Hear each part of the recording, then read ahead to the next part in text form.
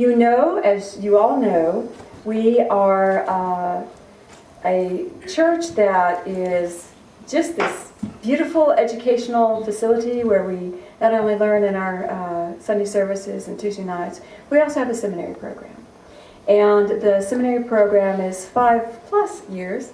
And you all know that we have some young ladies that have been going through that journey and are reaching their conclusion. And you've had the opportunity to hear all of them speak but one. So today we have our last student, and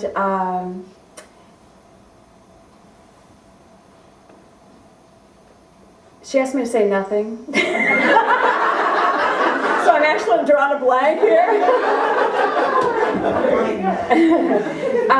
But a fabulous student, fabulous heart, one that was actually raised walking in metaphysics. So Noelle always brings a sense of truth, honesty, and love, and I can't help it, I have to speak. And so I would ask you to open your heart and just receive the gift that she brings to you today. Noelle Abent.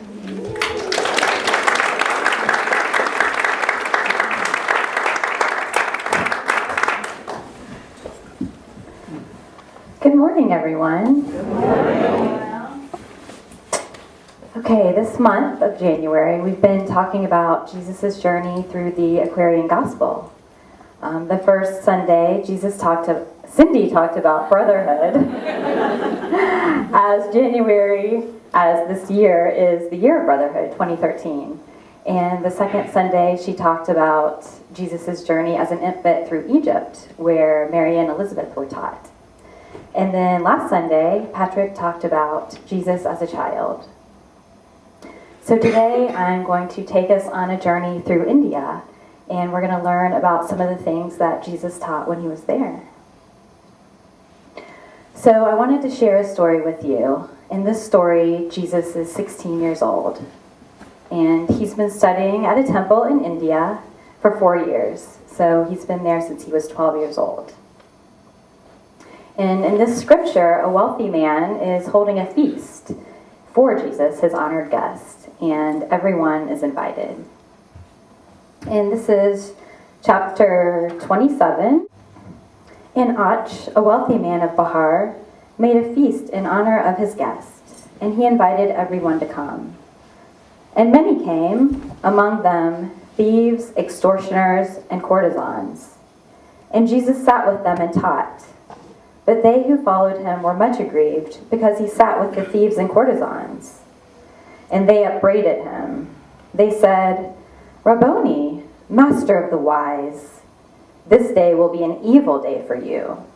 The news will spread that you consort with courtesans and thieves, and men will shun you as they shun an asp." Now, an asp is a snake. So, Jesus' followers in India were of the Brahmic faith. They were born into a caste system. And now a caste system is based on your occupation and your family lineage. So people inherited their caste from their parents, and then they passed it on to their own children. They didn't get to choose what caste they were in, and they weren't allowed to change castes. So from birth, they were put into positions that were either approved or not approved from the political or religious authorities at that time. They socialized, they married, they lived, they worked, and they ate in the same caste. So what Jesus was doing when he was sitting with the hoodlums, that was going against what they believed from the core of their birth, everything that they were brought up in. They were born in this judgment. They were in separation from the day they were born. So Jesus didn't judge them by their caste system, their social standing, or their reputation. He saw the Christ in everyone, and he behaved as the Christ that he was. And of course he shocked his followers by sitting with these people. They were probably like, "Who is this kid coming in and taking over?" But he was being the Christ that he was. He was showing the way of love, the way of inclusiveness and brotherhood. And again, this was totally foreign to the people of India, the Brahmic faith. This was a completely new idea to them. He was breaking all of their illusions of separation. Now, here in America, we definitely see social class divisions, don't we? We see people who look successful on the outer. They have the house, the car, the vacations. Everything just looks roses. But does that really determine their worth? And then on the next side of the street is a homeless shelter. People who day to day have trouble surviving. They don't even get their basic needs met. Are they any less worthy than the successful people? No. All of these people are children of God. Everyone in God's kingdom is loved, and they all have access to the same divine support and love in the kingdom of God. And we have to remember that we have to respect each soul's journey of how they choose to express on this earth plane, that they each have the Christ within. The poor, they may be here to know their soul and relationship to matter. And the people who are blessed with riches, they may be here to know ownership in the world or to feel supplied. We don't know. What we do know is that they are on each of their right and perfect journeys, and they each have the Christ within. So Jesus goes on in the next verse to say, "And Jesus answered them and said, a master never screens himself for sake of reputation or of fame. These are but worthless baubles of the day. They rise and sink like empty bottles on a stream. They are illusions and will pass away. They are the noise that people make, and shallow men judge merit by that noise. God and all master men judge men by what they are, and not by what they seem to be, not by their reputation and their fame. These courtesans and thieves are children of my Father God. Their souls are just as precious in his sight as yours, or of the Brahminic priests."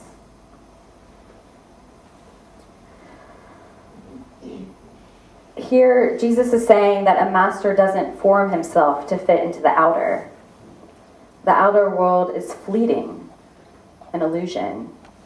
But the masters look at who you are, and that everyone is a precious child of God, the thieves as well as the priests. And how many illusions do we have in our world? These worthless baubles that bob up and down on a stream. It's these things that we worship. They're the illusions. And in America, it's all about materialism. You know, how many toys do you have? Everyone's buying the newest, greatest thing. And we have to remember that when you purchase something new, the latest and the greatest, it's temporary.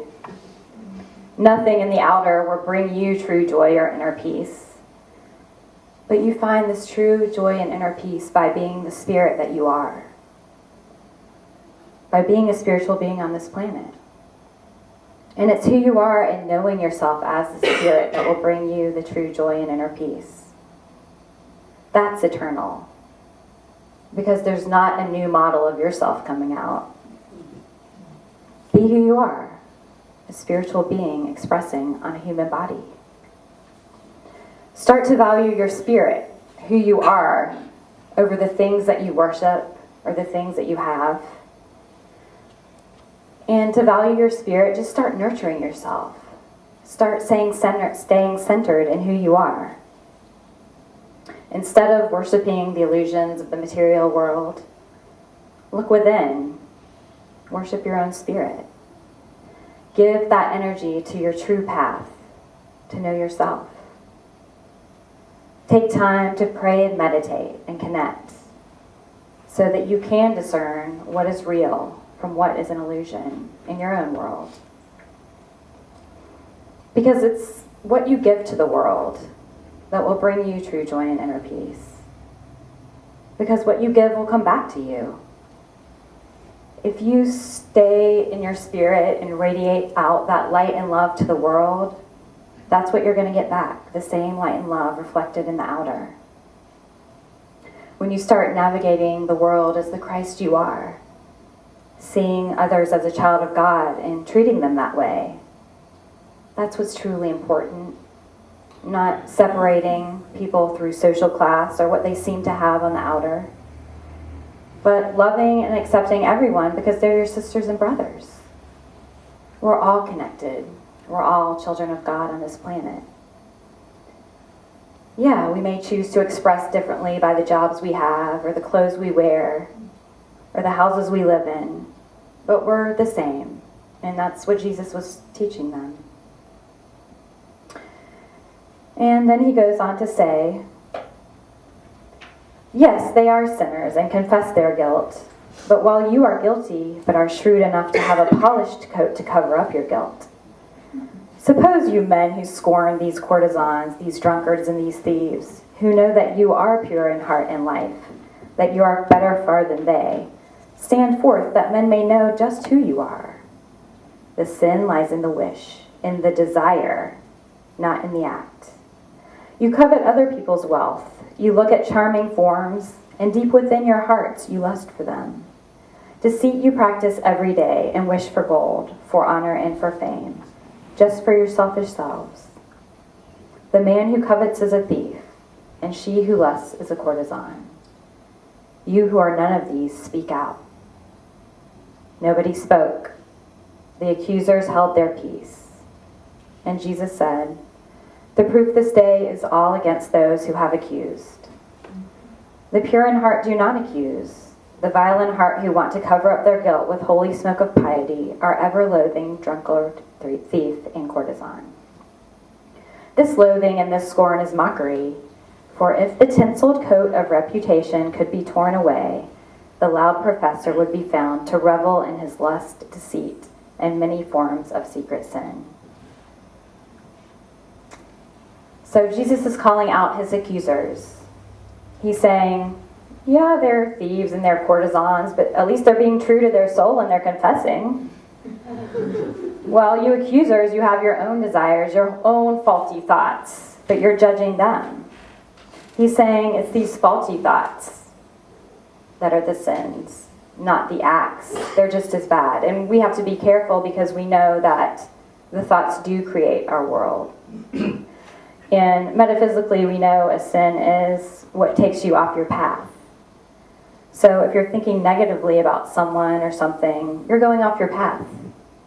And most of us know, most of us have had the experience of going off our paths, and it usually doesn't feel good. You're not being true to your spirit, and that's why. And it was interesting when he asked the accusers to speak out if they hadn't sinned. Nobody spoke.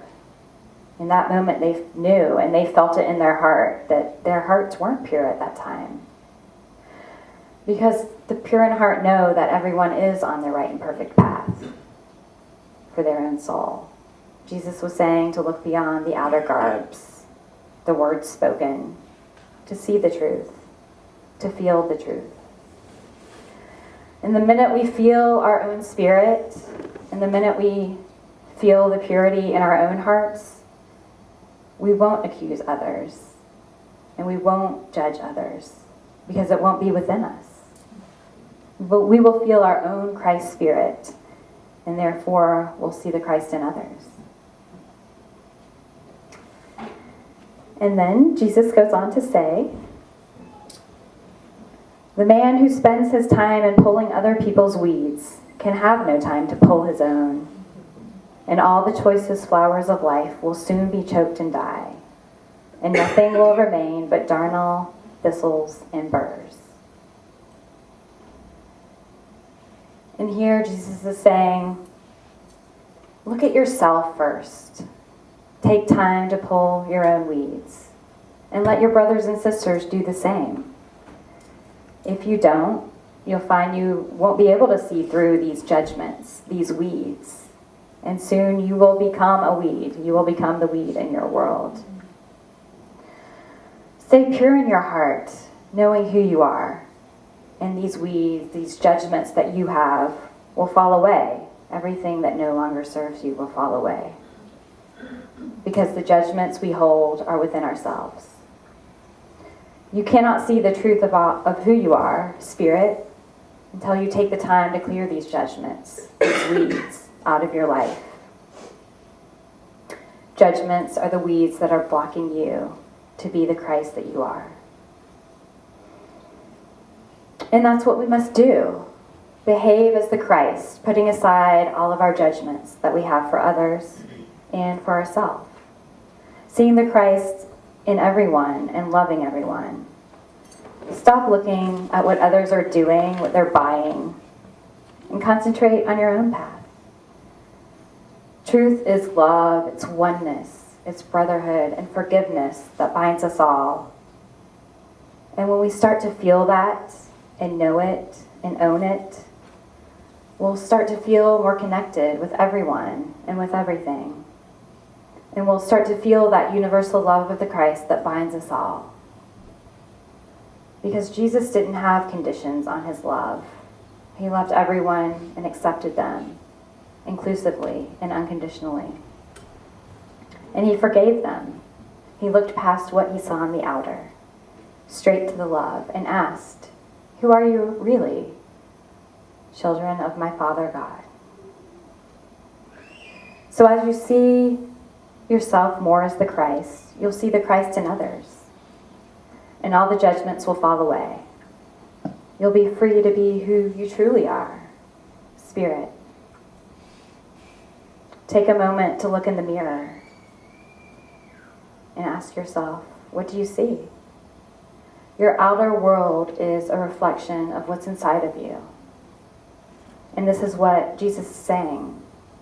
Who are you to judge? Look at yourself first. Clear your own weeds.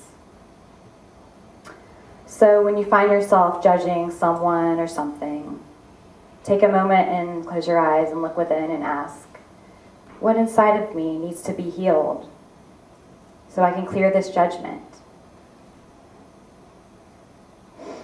When you clear your own weeds, you'll start to see yourself as the Christ.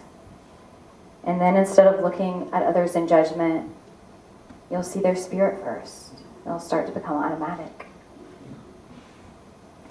So, at this feast, let's not forget that Jesus is 16 years old. Now, 16 is a very pivotal point in the life of a teenager. You're beginning to know who you are in the world, who you like, who you don't like, what you don't like. And this teenage Jesus was teaching his elders. Now, as children, we want to be included, don't we? We want to fit in. And I think that as adults, we forget that childlike acceptance of others. You know, as adults, we start judging others. You know, we ask, how do they fit into my world? Or what could I gain from knowing this person? Instead of just loving them and accepting them for the path that they're on. So in this new age of Aquarius, in this 2013, the year of Brotherhood, it's time to rise above these judgments to a place of childlike acceptance and inclusiveness and brotherhood and love and forgiveness. We're all on a journey, our own soul's personal and unique journey. And with this journey comes responsibility.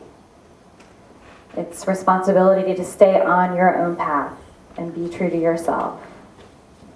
And as we say here at InnerQuest, the journey of life is to know oneself. The path begins in the heart. So it's important to remember our own mission and our own journey, to know ourselves in this world of fast-paced technology and busyness. Sometimes it may seem that who we are starts to disappear with the outer. People tend to focus on the outer, and with that comes confusion and what's important, what you have or who you are. And don't you know this can be challenging in the world we live in? With all the distractions, we have smartphones, computer, technology.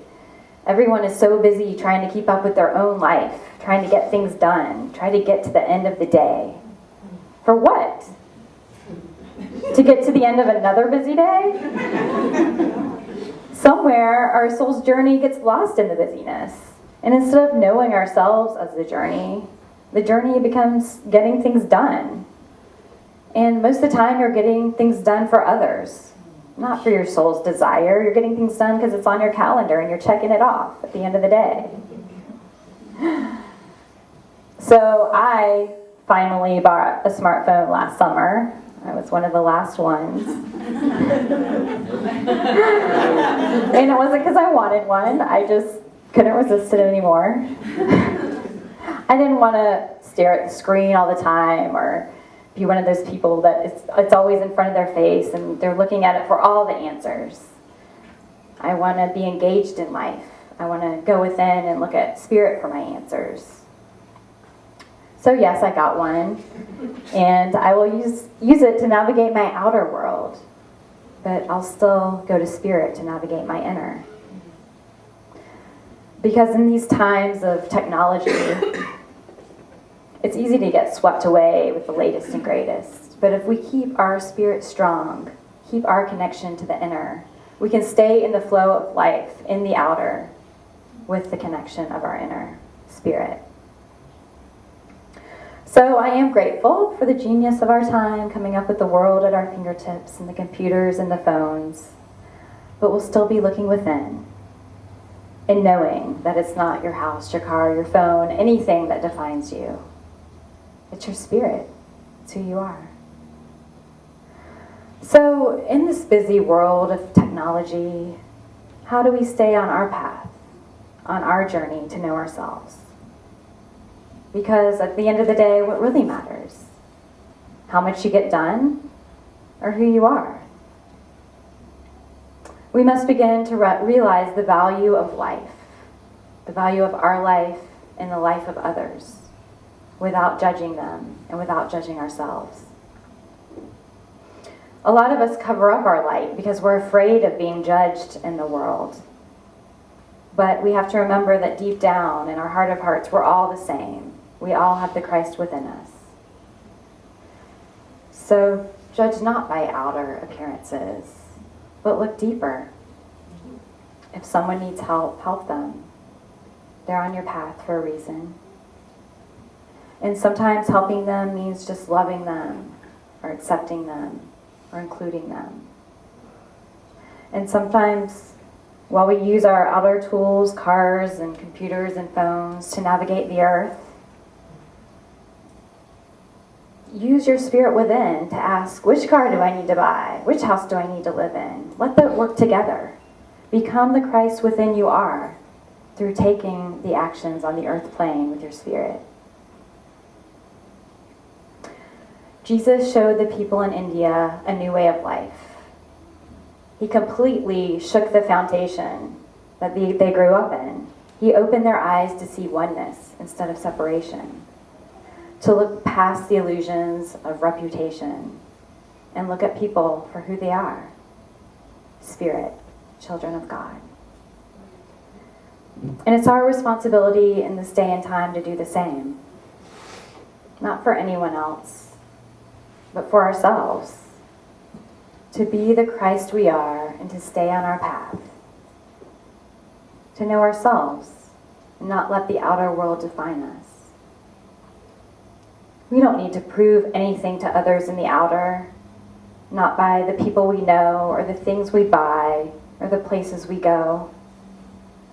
It's our job just to let our own spirit shine. And when we make that choice to be who we are, spirit, our outer world will begin to reflect this, and we'll start to see the love and the brotherhood all around us and within each other. We'll start to see this world of brotherhood become manifest in this year of 2013. Are you guys ready to go within and anchor in the love of the Christ? So just put your feet on the floor and close your eyes. And just take a deep breath in, relaxing into your chair. And God, I ask to feel your presence now with each and every one of us. And just feel a calm of light come over you now. feeling your body fill up with this Christ love and light, radiating throughout your body. And now just feel as this light and love of the Christ goes into your heart. Feel your heart opening up to receive the love, the light, and feel it expanding with every breath. And now take a moment and send this love that's in your heart, send a ray of this love into your world on the outer. Send it to your home, your family, to your friends, your job or your school. And just see your outer world reflected with this inner Christ love and light.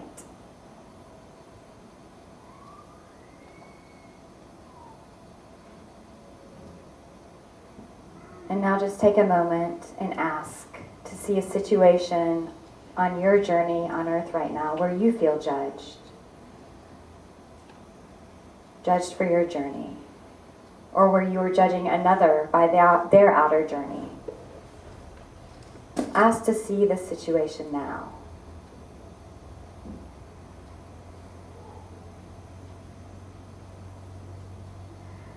And now just send a ray of light from your heart to the situation. Watching the Christ light radiate out at the situation before you.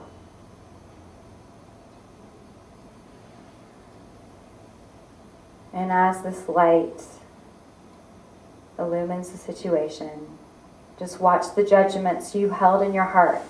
Watch the judgments fall away. Just allow for healing of this situation with this Christ love.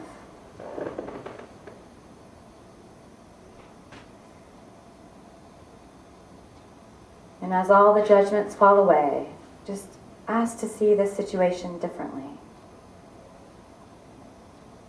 See it from a space of love. Feel the love that now is the situation.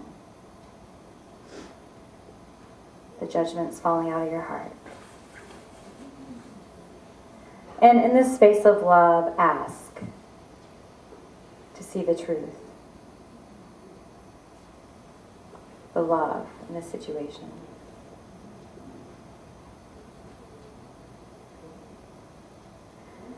And if you need to say anything to the person in the situation, say it now in this space of love.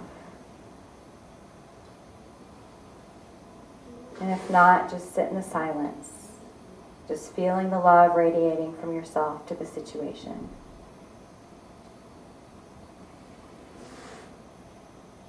And God, I ask for complete and total healing on every level of this judgment. I ask that it fall away.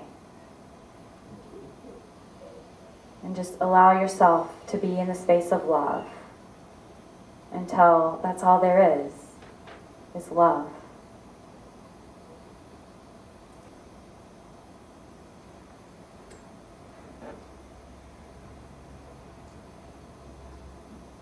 And God, I am so thankful for this healing today. And I ask, as I walk forth in this week, to feel your unconditional love, to remember who I am, Spirit, and to be guided on my perfect path every step I take.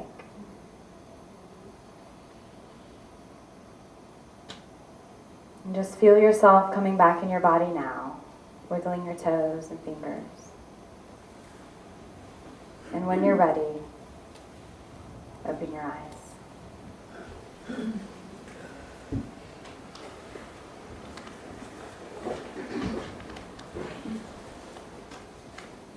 Everyone's on their right and perfect path, working out their own experiences in this world. But we have to remember to stay connected to who we are, to Spirit, and not get swept away by the outer.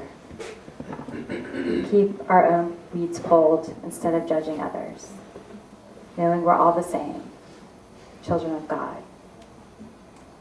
And if we just take the time to connect every day in prayer, in meditation, we'll connect with this unconditional Christ love.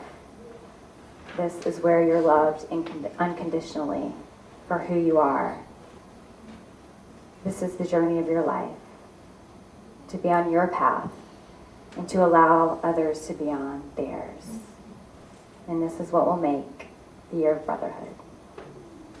So it is.